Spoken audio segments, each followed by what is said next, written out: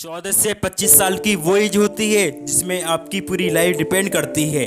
कुछ लोग होते हैं जो इस एज को क्रॉस कर जाते हैं और क्रॉस करने के बाद बूढ़े हो जाते हैं। जब उनकी एज काम करने की नहीं रहती तब उन्हें अपने आप पर रिग्रेट होता है। उस टाइम पर ना तो उनके पास खुद का घर होता है और कई लोगों के पास ना ही इतना पैसा होता है कि वो अपनी हर इच्छा पूरी कर सकें। तब उन्हें अपने आप पर पछतावा होता है, काश उस टाइम पर मैंने ये क्या होता, काश वो क्या होता, काश ऐसा क्या होता। खैर, उस एज में पछतावे की सिवाय कुछ नहीं कर सकते, लेकिन इस एज में हम बहुत कुछ कर सकते हैं। अगर हमने समझ लिया कि ये वो एक टाइम है जो हमारी लाइफ को डिपेंड करता है कि आने वाली लाइफ में खुशियाँ होंगी या दुख होंगे, आने वाली लाइफ में अमीर होंगे या गरीब होंगे।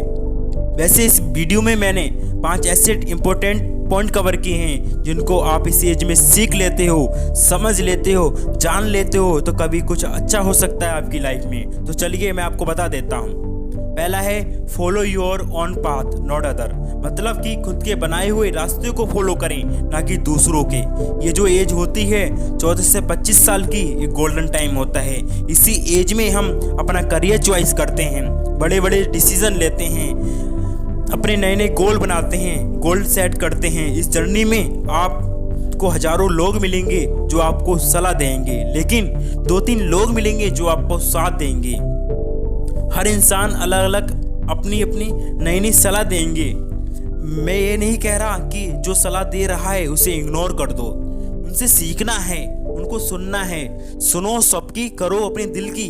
आपको किसी भी इंसान को फॉलो करने की कोई ज़रूरत नहीं है, क्योंकि मंजिल आपकी है तो रास्ते भी आपके होने चाहिए। क्योंकि मंजिल भी आपकी है, चलना भी आप ही को है, तो मिलना जो मिलेगा वो आपको ही मिलेगा।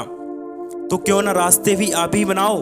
तो खुद का एक रास्ता बनाओ और उस रास्ते को छोड़ दो जहाँ भीड़ चल रही है, क्योंकि ज़रूरी नहीं भीड़ जिस रास्ते पर चल रही है वो रास्ता सही हो। तो खुद का एक रास्ता बनाइए और उसे फॉलो करिए बिना किसी डर के। सेकंड पॉइंट को आपको याद रखना है, फालतू चीज़ों के बारे में ज़्यादा ना सोचें। Don't think too much about useless things. Teenage जो होती है उसमें हमारा जो टाइम होता है वो गोल्डन टाइम होता है।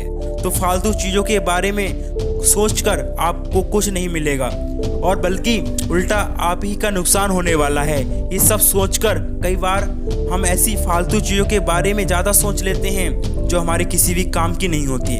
फिर आगे चलकर पता चलता है कि जो मैं सोच रहा था वो मेरे किसी काम का ही नहीं था। फॉर एग्जाम्पल, किसी ने कुछ कह दिया, हमने उसे दिल पे ले लिया और बार बार ये सोच कर वो क्या कहेंगे इस चीज़ों के बारे में सोच कर आपको कुछ नहीं मिलने वाला, बल्कि आगे चलकर पता चलेगा कि ये कुछ काम का ही नहीं था। तो अगर उस चीज़ को आप इस एज में समझ लें तो आपको आगे चलकर कोई रिग्रेट नहीं होगा। तीसरा पॉइंट है लर्न अबाउट इन्वेस्टमेंट।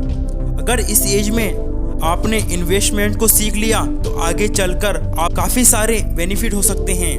और अगर आप इन्वेस्टमेंट के बारे में इसी एज में सीख लेते हैं तो आपको आगे चलकर ज़्यादा प्रॉब्लम नहीं होगी।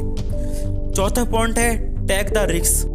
रिस्क लो, क्योंकि ये वो एज होती है जिसमें आप रिस्क ले सकते हैं, क्योंकि आगे चलकर रिस्क लेने में ही रिस्क है। क्योंकि आने वाली लाइफ में फैमिली की रिस्पॉन्सिबिलिटी आपके ऊपर आने वाली है। उस टाइम पर आपके मन में डर रहेगा रिस्क लूं या ना लूं, और मैक्सिमम लोग अपनी फैमिली के बारे में सोचकर रिस्क नहीं लेते और जहां पर हैं उसी को कर करके अपनी पूरी लाइफ को बिता देते हैं। लेकिन आपके पास मौका है, रिस्क लो और कुछ ऐसा करो कि दुनिया दीवानी हो जाए। इंग्लिश में एक थॉट है, if you risk nothing you are risking everything. अगर आप रिस्क नहीं ले रहे तो आप हर चीज़ का रिस्क ले रहे हैं। लाइफ में अपनी एक अलग पहचान बनानी है, अलग लेवल पर जाना है तो रिस्क भी लेना पड़ेगा। तो हम चारों पॉइंट को एक साथ देख लेते हैं। Follow your own path, don't think too much about useless things, learn about investment, take the risk लो, आगे बढ़ो। धन्यवाद।